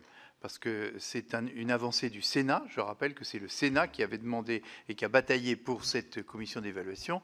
Et la problématique est la suivante. Par une confusion d'amendements sur lequel je vais parvenir et qu'a évoqué Rachid Temal, cette commission d'évaluation a été logée, si j'ose dire, à la Cour des comptes. On nous a imposé à ce moment-là d'avoir effectivement une référence sur un organisme hors de tout soupçon pour son objectivité. Mais un autre amendement a obligé la commission à élire son président. Et donc le président de la Cour des comptes refuse systématiquement une élection, puisque effectivement, dans tous les organismes dont il a peu ou prou la tutelle, il ne fait jamais l'objet d'une élection. On ne voit pas le président de la Cour des comptes être soumis à une élection contre un autre candidat. Et donc, il y a eu un échange de lettres excessif. Enfin, je pense qu'un certain nombre d'entre vous ont reçu cet échange de courrier. C'est-à-dire que le président de la Cour des comptes a été vis-à-vis de notre collègue M. Bourlange un peu cavalier dans le ton. C'est quand même pas très... et pas très convenable et pas très courtois. Mais donc nous sommes sur un blocage total que j'ai moi-même évoqué avec Mme Colonna cette semaine, c'est-à-dire qu'on ne peut pas sortir de cette affaire sans un texte législatif, car la loi maintenant est votée. Il eût fallu que le secrétariat général du gouvernement, qui généralement est le gendarme des textes, puisse dire attention, il y a un problème. On ne peut pas domicilier votre commission à la Cour des comptes et faire en sorte que le président soit élu, puisque le président n'est jamais élu. Et donc la revendication du président Moscovici est fondée. La seule chose, c'est qu'il y va un peu fort dans la manière dont il s'exprime. Mais je pense que malheureusement, encore une fois, moi j'ai passé 1 heure avec la ministre l'autre jour et je pense qu'elle vous en a parlé. Il n'y a aucune solution autre qu'un texte législatif pour sortir de cette histoire. Et le président Bourlange a dit, écoutez, l'histoire de la Cour des comptes, il faut que ça s'arrête. Dans ce cas-là, on peut domicilier cette organisation au ministère des Affaires étrangères et de l'Europe, ce qui nous paraissait plutôt logique. Sauf qu'effectivement, Bercy dit « Ah mais non, parce que nous, on veut avoir un œil dessus par l'intermédiaire de la Cour des comptes ». Enfin, c'est une histoire absolument improbable. Et je pense que certains vont finir leur mandat sans jamais voir la réunion de cette commission. Et donc, le président du Sénat, à ma demande, en parfaite cohérence avec l'Assemblée nationale, a demandé de stopper les nominations. Donc, il n'y a pas de nomination de sénateurs à cette commission tant que ce joyeux désordre, pour ne pas qualifier ça autrement, puisse trouver une solution. Donc, moi, je pense, Madame la Ministre, qu'il va vraiment falloir que la Première ministre ou son directeur de cabinet, lorsqu'il y en aura un nouveau, se saisisse de ce problème, car c'est un problème juridique. On ne peut pas violer la loi. Vous ne pouvez pas vous mettre en difficulté par rapport à ça. Et donc, on ne peut pas réunir la commission puisqu'il n'y a pas de président. Et le président ne veut pas être élu. Enfin, vous voyez, c'est une histoire de... Hein, non, mais je voulais que vous le sachiez parce que c'est pour vous dire comment, parfois, l'excès de... C'était notre ami Berville, qui maintenant est au gouvernement, qui voulait absolument ce contrôle de la Cour des comptes. Alors, on est bien récompensé parce que maintenant, on ne peut plus bouger, on ne peut plus avancer. Et comme vous l'avez très justement dit, il est absolument essentiel que le Parlement puisse contrôler les projets de développement et singulièrement, je le dis, l'AFD, un budget de 13 milliards sous la responsabilité d'un directeur général, quels que soient ses mérites personnels, qui sont immenses. Ce n'est pas ça le sujet. Mais le rôle du Parlement, c'est de contrôler le gouvernement. On fait ça pour les armées, on essaye. On voudrait le faire aussi sur l'aide au développement. Et il faut vraiment que vous portiez ce souci du Parlement de trouver une solution qui ne peut être, à mon sens, à la rentrée maintenant, puisque tout est quasiment terminé pour cette session. Il faudra un projet de loi ou accepter une proposition de loi des parlementaires pour sortir de cet imbroglio qui fait que cette commission risque de ne jamais voir le jour si on continue comme ça, et qu'en plus, ceux qui s'écrivent trouvent le ton qui convient à ce genre d'institution. Je voulais faire ce point pour nos collègues parce qu'ils peuvent se dire, mais enfin, qu'est-ce qui se passe? Et voilà exactement le sujet. Alors maintenant, on va passer aux questions minutes, et donc parce que j'ai encore un rapport derrière. Donc, le président Patria, allons-y.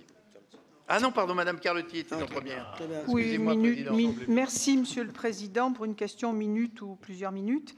Merci, Madame la Ministre, de votre présence.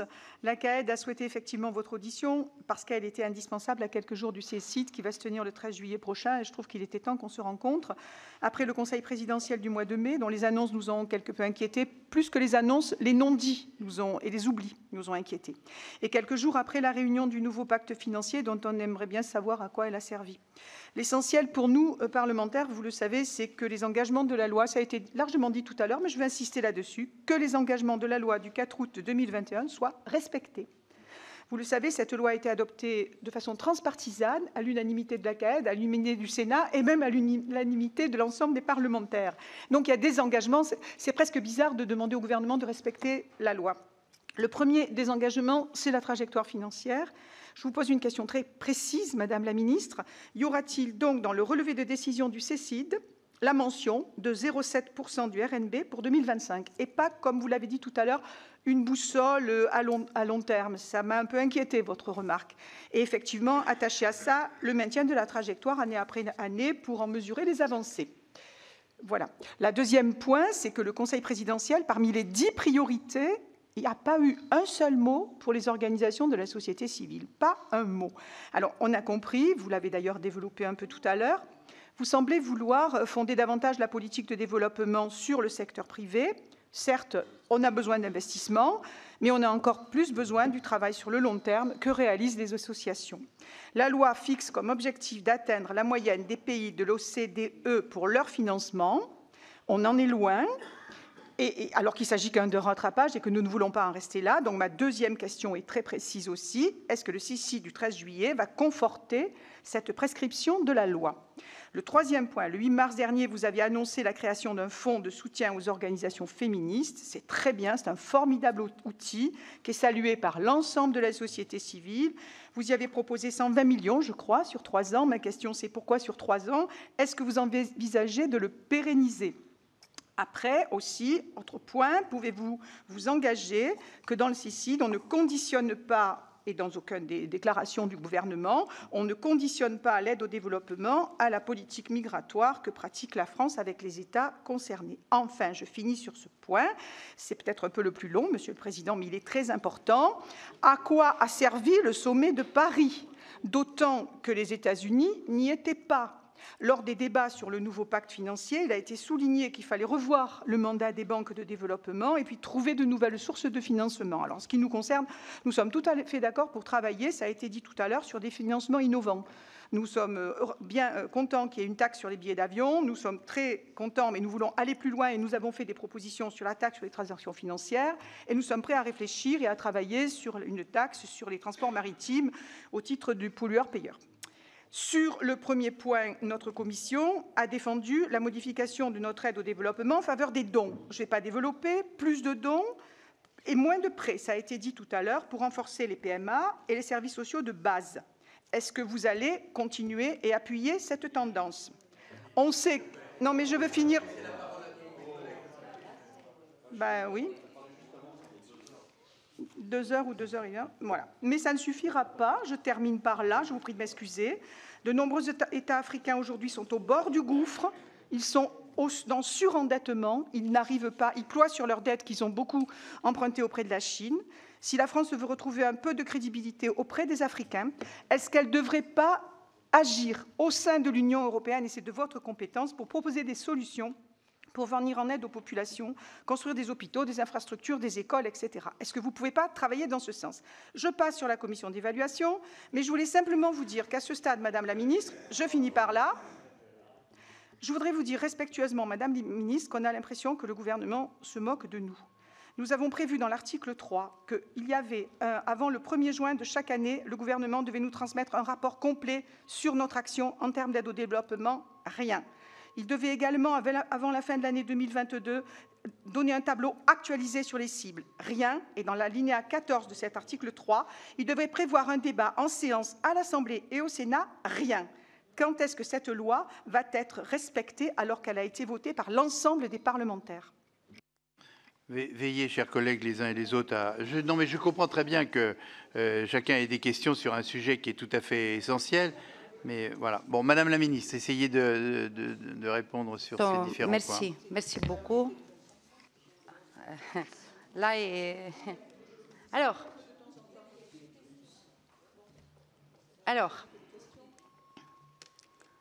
Madame la sénatrice Carlotti, je vais commencer par l'Afrique, vu que quand je vous écoute, je pense qu'on ne fait rien. Et je trouve, je suis désolée, mais je vais expliquer alors, vu que vous n'avez pas compris à quoi elle était servie les pactes. Alors on va expliquer à quoi il était utile ces pactes financiers. C'était, comme je vous expliquais, si vous suivez le sujet, au niveau des financements, on crée toujours de nouveaux fonds et les personnes, leur vie ne change pas. Et de l'autre côté, il y a les personnes du développement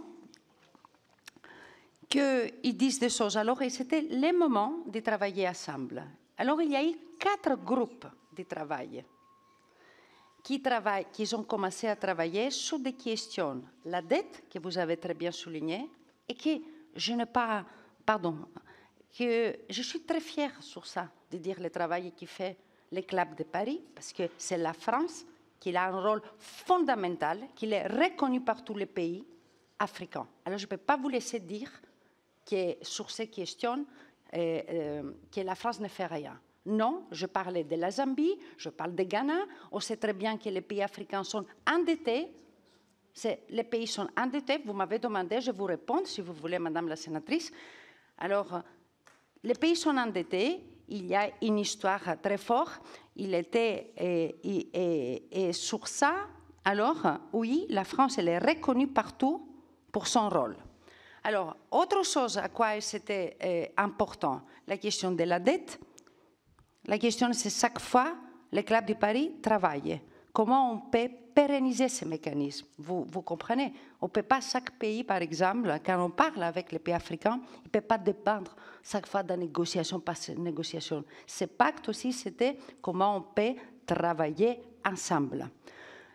Autre chose sur le pacte, sur le nouveau financement.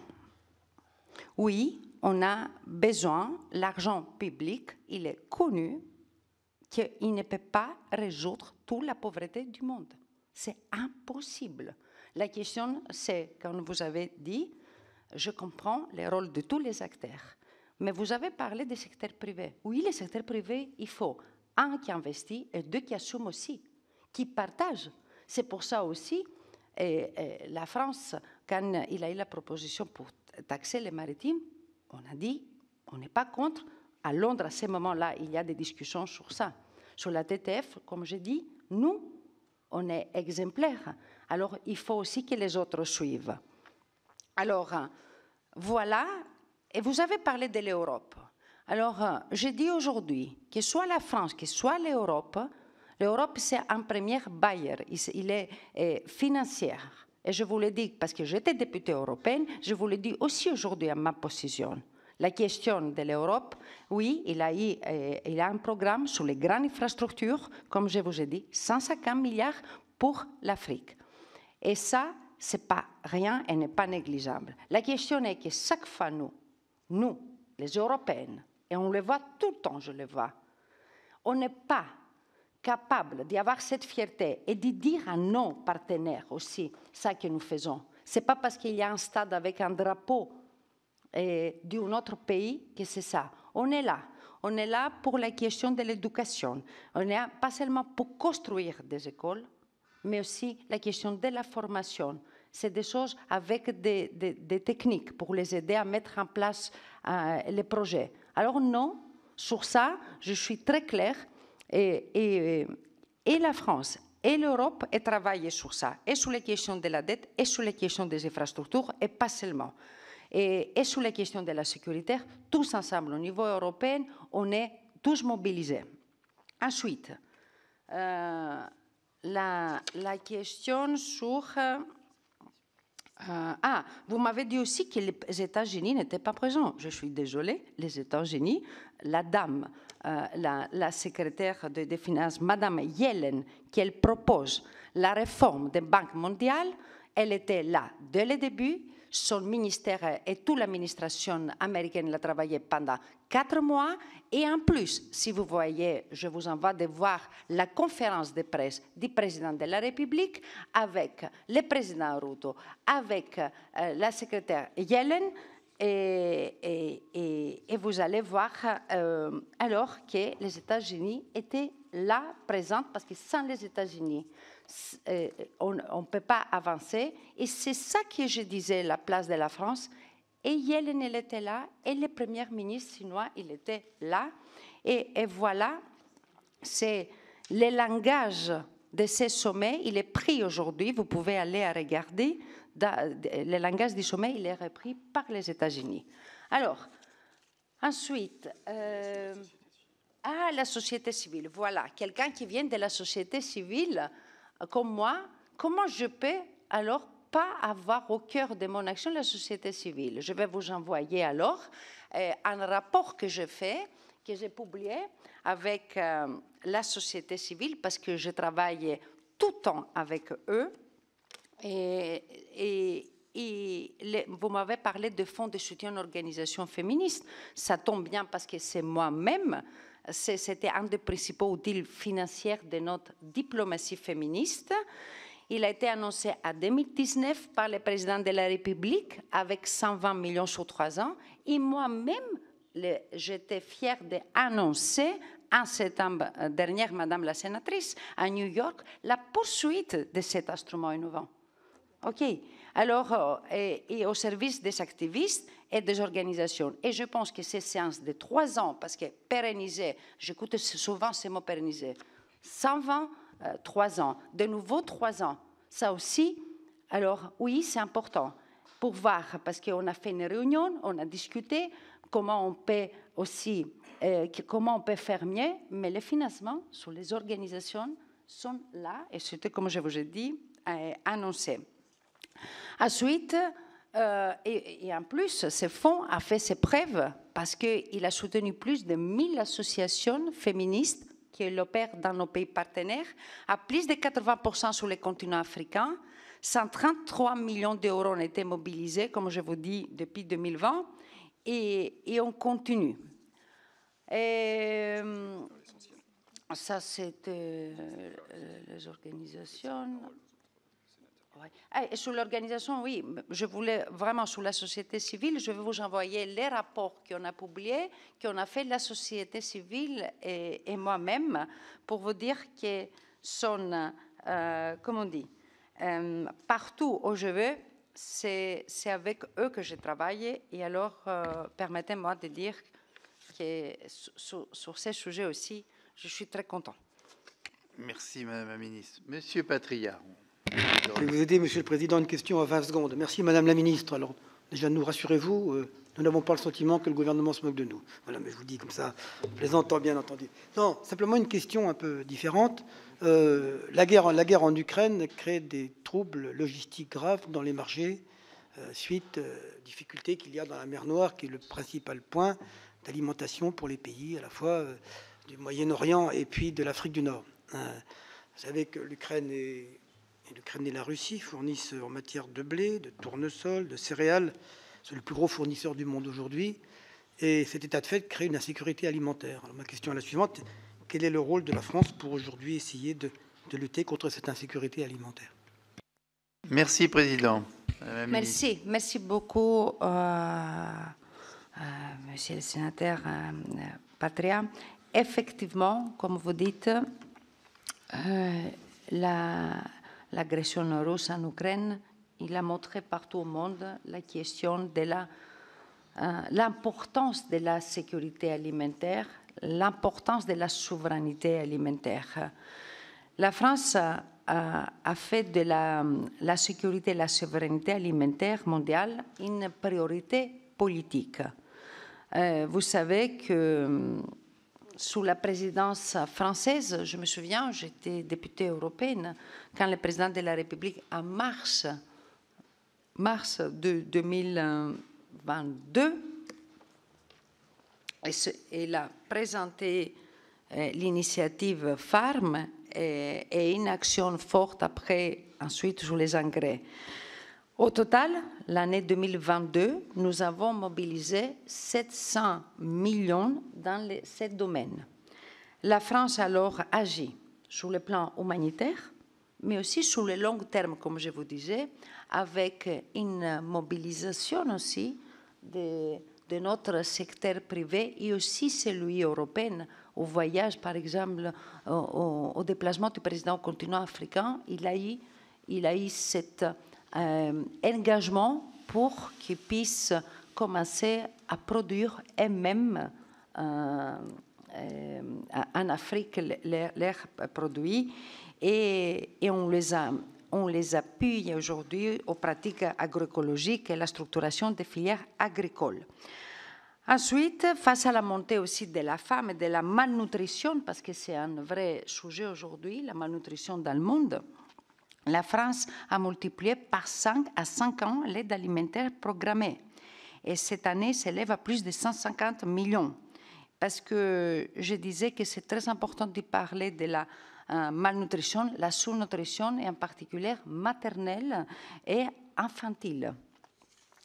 Après, vous savez qu'en lien avec les Jeux olympiques de Paris, on aurait aussi la prochaine édition du sommet Nutrition pour la croissance, fin 2024 ou début 2025. Et la France aussi, à la fin, c'est quelque chose que je suis personnellement, la France soutient les programmes d'alimentation scolaire. Vous savez, au continent africain, c'est très important parce que les enfants qui ont à manger à l'école, ils ne vont pas aller à travailler, ils vont pouvoir avoir accès à l'éducation. Et alors, et ça, c'est une vraie lutte, l'éducation des filles, et ça passe par l'alimentation scolaire. Alors, je suis aussi contente d'annoncer que nous allons accueillir la première réunion mondiale pour la coalition pour l'alimentation scolaire avec la Finlande, ici, le mois, je pense, le mois d'octobre. Et vous êtes bien sûr tous invités à ce moment. Merci, Madame la Ministre. Allez, Jacques Lenay, avançons. Oui, merci, Monsieur le Président. Madame la Ministre, en janvier dernier, la France et l'Allemagne ont décidé de coopérer plus étroitement lors de crises mondiales, ainsi qu'au sujet de la réforme de la Banque mondiale. Considérez-vous que les efforts internationaux en matière de développement, et plus particulièrement européens, sont suffisamment coordonnés et complémentaires? 2 stratégies ont guidé l'action de la France en matière de développement depuis 2018, la stratégie prévention, résilience et paix durable et la stratégie humanitaire de la France, qui s'étalent toutes deux sur la période 2018-2022. Est-il prévu d'actualiser ces stratégies pour les années à venir, ainsi que de tirer des conclusions sur la période écoulée? Merci, Madame la Ministre.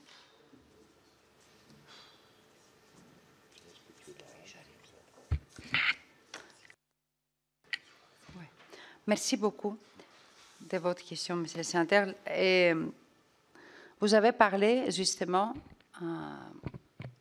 il y a depuis octobre 2022 que j'étais à Washington, et il y a la question de la réforme de la Banque mondiale qui était beaucoup portée, comme je disais, par les États-Unis, par Madame Yellen, mais dans ce cas aussi au niveau européen, car j'étais, vous avez parlé de la France et de l'Allemagne, mais j'étais moi-même à cette discussion avec tous mes collègues de tous les pays, et sur cette réforme de la Banque mondiale, je peux vous dire que nous allons vers la même direction. La réunion de printemps de la Banque mondiale et du FMI, qui a eu lieu le mois d'avril, était une première étape essentielle du processus de la réforme de la banque. Alors, comme je disais, les gouverneurs, ils ont retenu 2 points que nous partageons avec les Allemands. L'intégration des biens publics mondiaux dans la mission des banques. Et le deuxième, c'est l'adoption du premier paquet financier qui reprend certaines recommandations liées au cadre d'adéquation du capital. Alors, ce premier paquet qui a été annoncé le mois d'avril, c'est 50 milliards, qui va augmenter de 50 milliards la capacité de prêt de la Banque mondiale sur les 10 prochaines années. Alors, bien sûr, nous ne sommes pas au bout du chemin qui va être long, mais je pense que ça qu'on partage beaucoup, pas seulement avec les Allemands, aussi avec les autres Européens, et on a pu le constater aussi il y a des semaines à Paris, mais aussi toutes les discussions qu'on fait. Et vous savez, il y a un nouveau président de la Banque mondiale, qui était élu aussi avec notre soutien, il intervient à un moment crucial pour l'organisation, et il montre des signes encourageants pour agir lui-même, pour faire avancer avec des mesures très ambitieuses. Et sur ça, oui, France et Allemagne travaillent vraiment de manière coordonnée, parce qu'on a besoin aussi d'une coordination au niveau européen. Ensuite, vous m'avez parlé de la stratégie humanitaire. qu'il était 2018-2022 et que vous savez, l'aide humanitaire reste une priorité très forte. On va partout, on est présente, y compris aujourd'hui, vous avez vu au Soudan et partout. Je pense, avec les suicides, je pense qu'il faut confirmer et renforcer cette priorité et augmenter les moyens. Voilà. Merci. Nous avançons avec Michèle Gréaume. Merci. Par une lettre datant du 13 mars, la ministre des Affaires étrangères, Catherine Colonna, s'est adressée à François Rebsamen, président de Cité Unie France, au sujet de la coopération décentralisée entre la France et le Mali. Dans cette lettre, le MEAE remet en question les projets de coopération portés par certaines collectivités au motif que le gouvernement malien a interdit par décret tout projet de développement bénéficiant d'un financement de la France. Outre le fait que cette décision fut prise suite à la décision de la France, comme l'ont regretté à juste titre les organisations humanitaires, de suspendre toutes les aides au développement au Mali, je souhaite ici rappeler qu'une collectivité territoriale ne relève pas du droit international, mais du droit interne. Autrement dit, une commune agit en son nom propre et n'est en aucun cas liée à la politique étrangère de la France, tant que la commune respecte, bien entendu, les traités et accords de la France. C'est pourquoi, Madame la Ministre, cette lettre me met profondément mal à l'aise, car en demandant aux collectivités de redéployer les aides initialement prévues au Mali vers d'autres pays, cela suscite le sentiment d'un retour à la logique archaïque d'une tutelle de l'État sur les collectivités. Je souhaite rappeler qu'il revient aux collectivités de décider en toute souveraineté et à l'abri de toute pression de la poursuite ou non de leur action de solidarité internationale. Il n'est pas souhaitable que le pouvoir français lie les collectivités territoriales aux turpitudes et variations de la politique étrangère de la France de manière directe et contribue ainsi à les discréditer au Mali et dans la sous-région. J'aimerais donc savoir si vous confirmez la possibilité pour nos communes de poursuivre leurs projets de coopération décentralisée vers le Mali. Merci. Réponse rapide, la question précise. Merci beaucoup. Merci beaucoup, Madame la sénatrice. Effectivement, je vous remercie aussi parce qu'en posant ces questions, vous mettez au centre de l'attention la question des rôles des collectivités territoriales qui sont très importants quand on parle de la coopération internationale. Concernant le Mali, alors là, je suis un petit peu... Je vais vous dire, je ne sais pas si vous avez suivi le Mali, comment il traite notre pays. Simplement, je vous dis, je ne sais pas comment vous avez vu aux Nations Unies, comment on est traité, mais effectivement, la situation au Mali, c'est très difficile et parce que l'attitude de la junte malienne qui s'alliait avec la milice de Wagner, je pense que c'est très grave et nous estimons que les conditions n'étaient plus réunies pour la poursuite de nos projets d'aide publique au développement et il avait un grand risque de détournement des financements. Et c'est pour ça aussi nous avons cependant dit on va maintenir notre aide d'urgence et notre action humanitaire. C'était ça notre décision. Ensuite, ce n'est pas la France qui a décidé de mettre fin, par exemple, à son aide humanitaire au Mali. C'est la junte. C'est la même junte.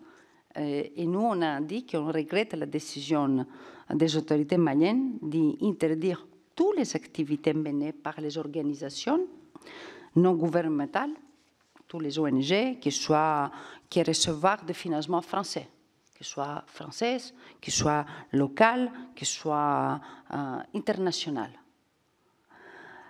Et je pense que vous savez, quand un pays fait un choix, le pays c'est souverain. Et la gente a fait ce choix brutal à de faveur de sa population, mais ce n'est pas la nôtre. Et parce que je pense que historiquement, toujours, nous étions à côté de la population malienne.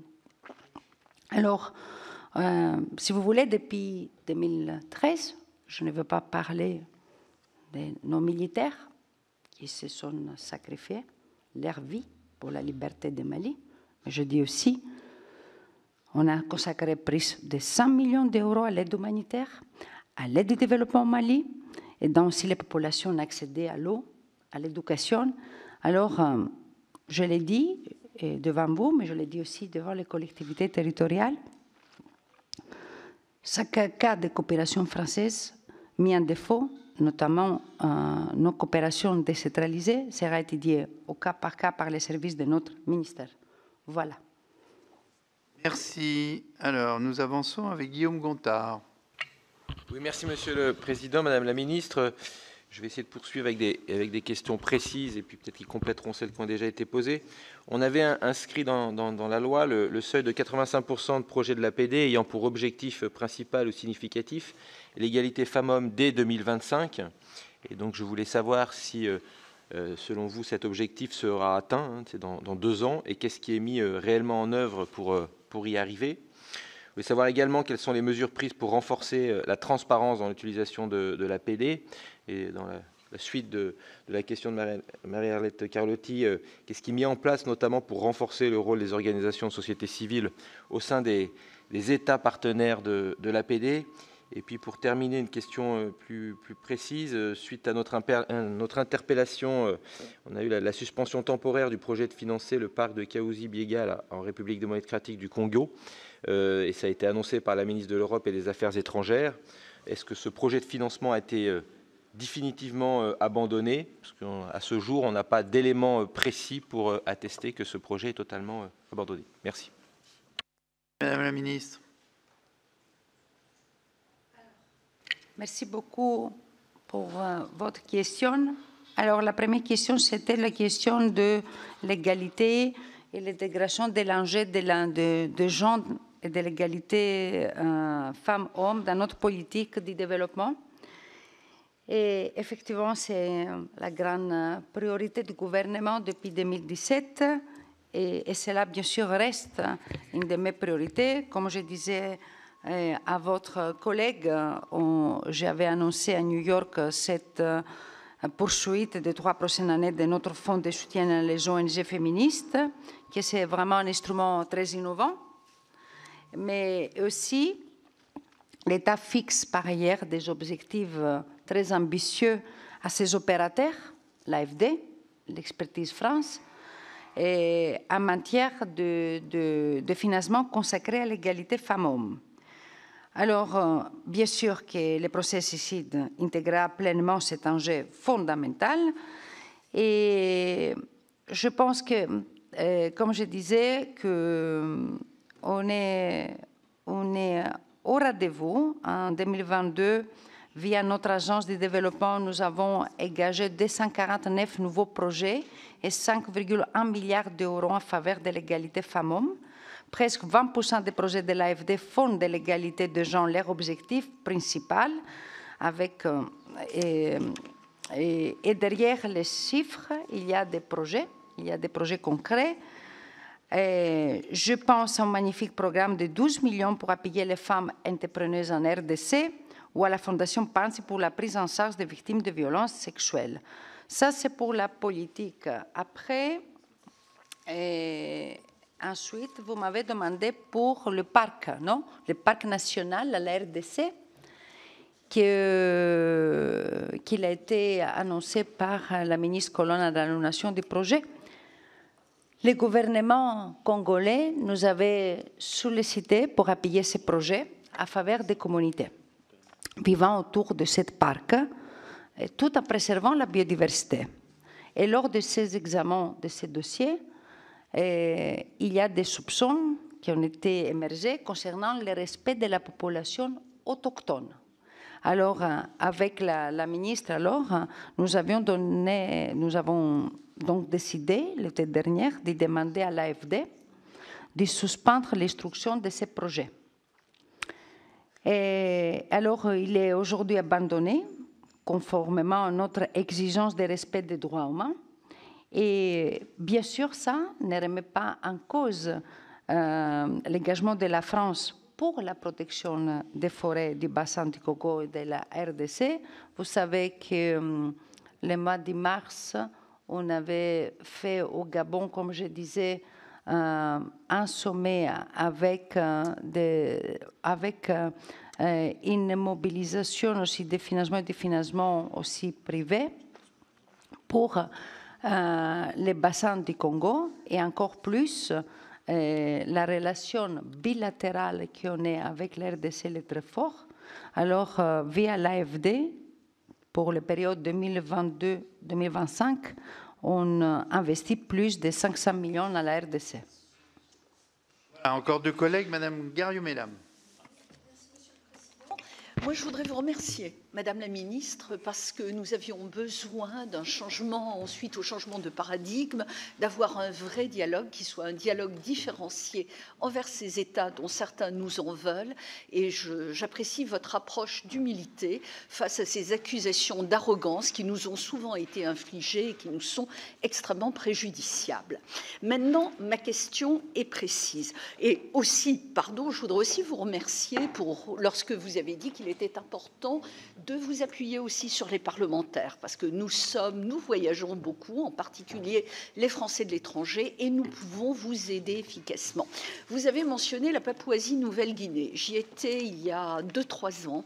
J'étais désespérée de voir qu'il n'y avait plus d'alliance française, qu'il n'y avait plus une seule offre d'enseignement du français, y compris pour les diplomates qui en avaient bien besoin. Et c'est important, j'ai fait remonter, je ne sais pas trop où on en est maintenant, peut-être que vous pourriez nous le dire. Ma question précise porte sur l'Ukraine. J'y suis allée 2 fois depuis le début de la guerre, non seulement pour mon travail pour l'Assemblée parlementaire de l'OTAN, mais aussi pour promouvoir l'image de la France en vue de la reconstruction du pays, parler de nos entreprises. Et il y a une vraie attente des Ukrainiens, très forte. Il y a des besoins énormes de reconstruction, gestion des eaux, ferroviaire, construction, et nous sommes totalement absents. Il y a des appels d'offres, nous ne sommes pas présents, contrairement aux Allemands, contrairement aux Britanniques. Et ça, c'est inadmissible, surtout quand on voit les efforts que nous faisons. Alors, il y a des solutions. Premièrement, l'Ukraine, me semble-t-il, ne devrait plus être classée en zone rouge, mais en zone orange, en dehors, bien sûr, de la zone qui est, que l'on connaît tout à fait à l'est, parce que, pardon, mais autour de Kiev, la situation n'est pas si dangereuse que ça et ne justifie pas vraiment cette zone rouge qui empêche aussi des Français d'amener leur famille avec eux, alors même que nous avons une petite école française. Premier point. Deuxième point, c'est aussi une demande du MEDEF. L'AFD n'a toujours pas de mandat clair en Ukraine et le réclame. Alors, c'est urgent, Madame la Ministre. L'AFD a par exemple ouvert un bureau en Moldavie en 2021 qui est extrêmement utile et il n'y a toujours rien en Ukraine.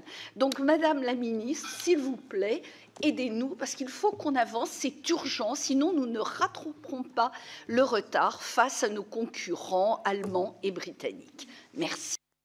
Alors, une réponse sur l'Ukraine.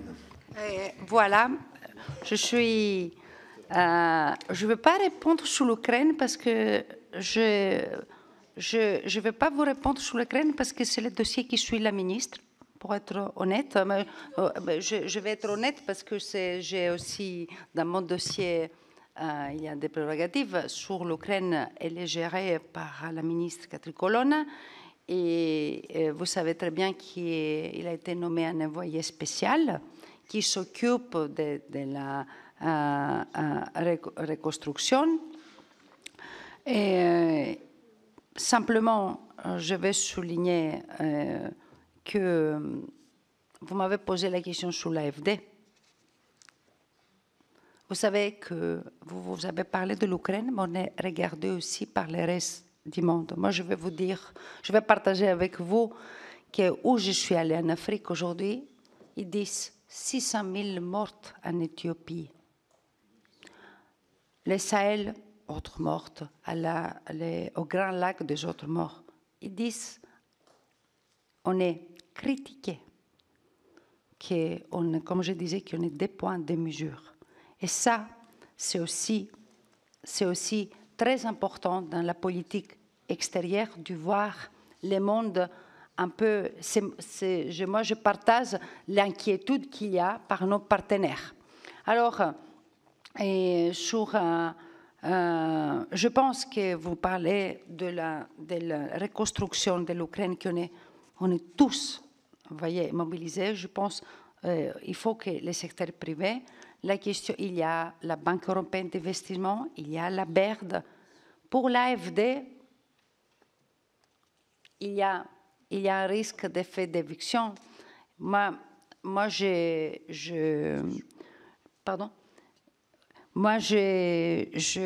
suis ces choses où ce n'est pas prise encore la décision sur la question.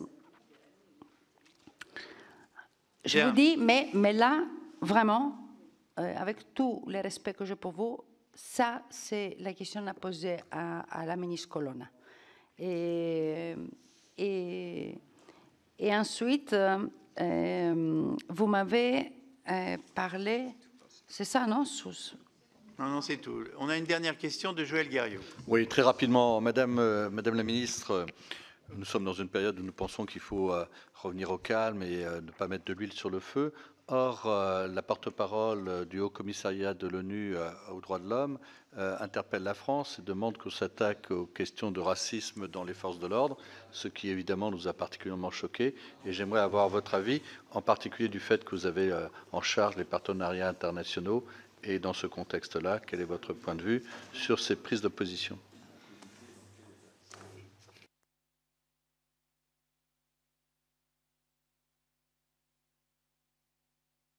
C'est le ministre Darmanin. Je pense qu'il faut que vous interpellez, monsieur le sénateur, sur cette question.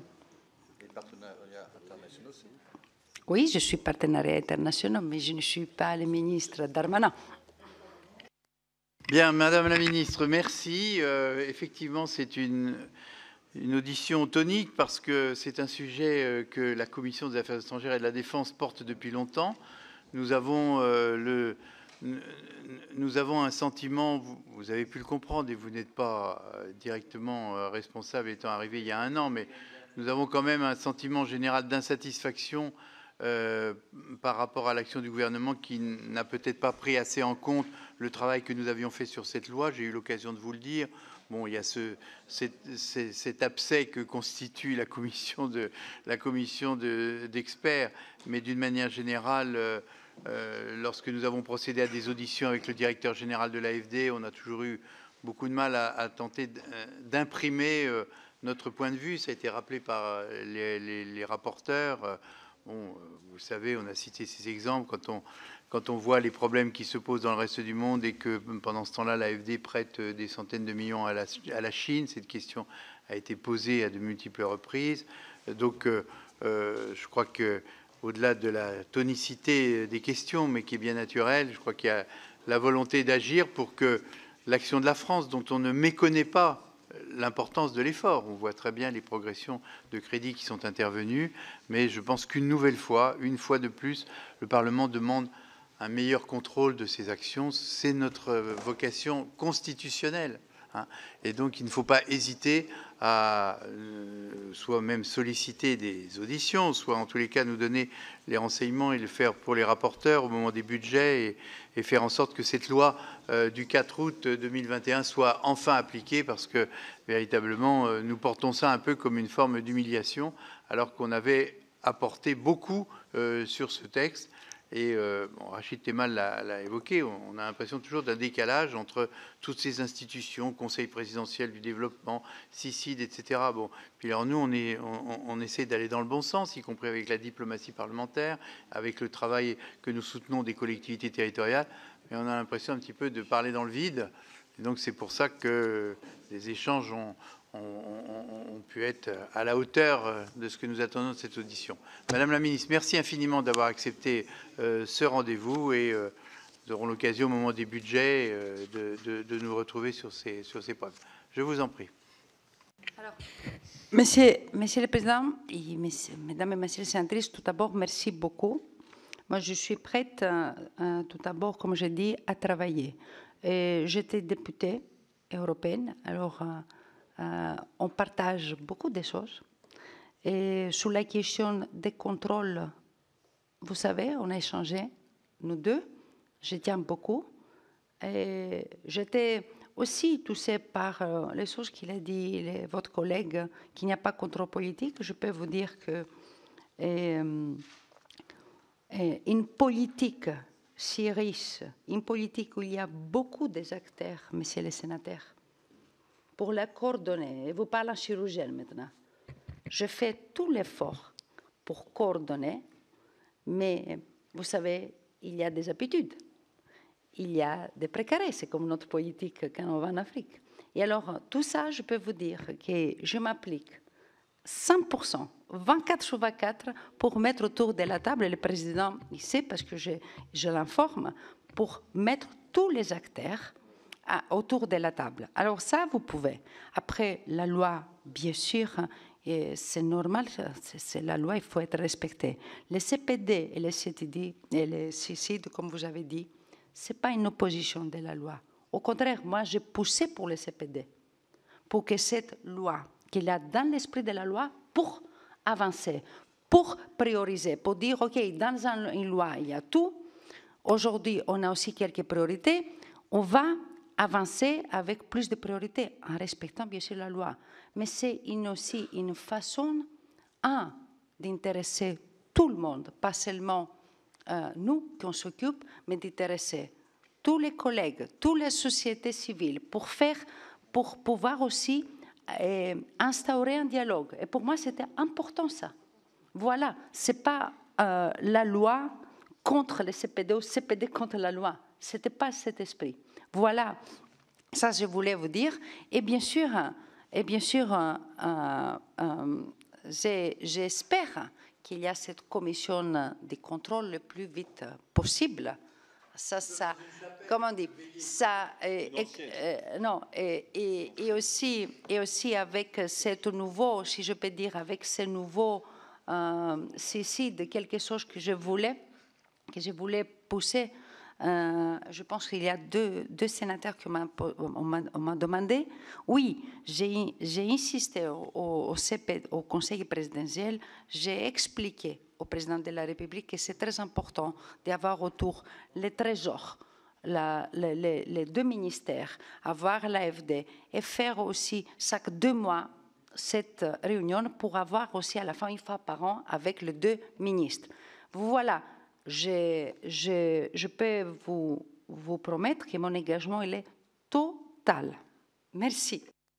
Nous vous souhaitons bonne chance et nous souhaitons surtout que vous puissiez imposer votre autorité à tous ces organismes, et notamment à l'AFD, parce que il nous semble, c'est le même sujet que nous évoquons depuis toujours, et vous connaissez la position et du président et de la commission.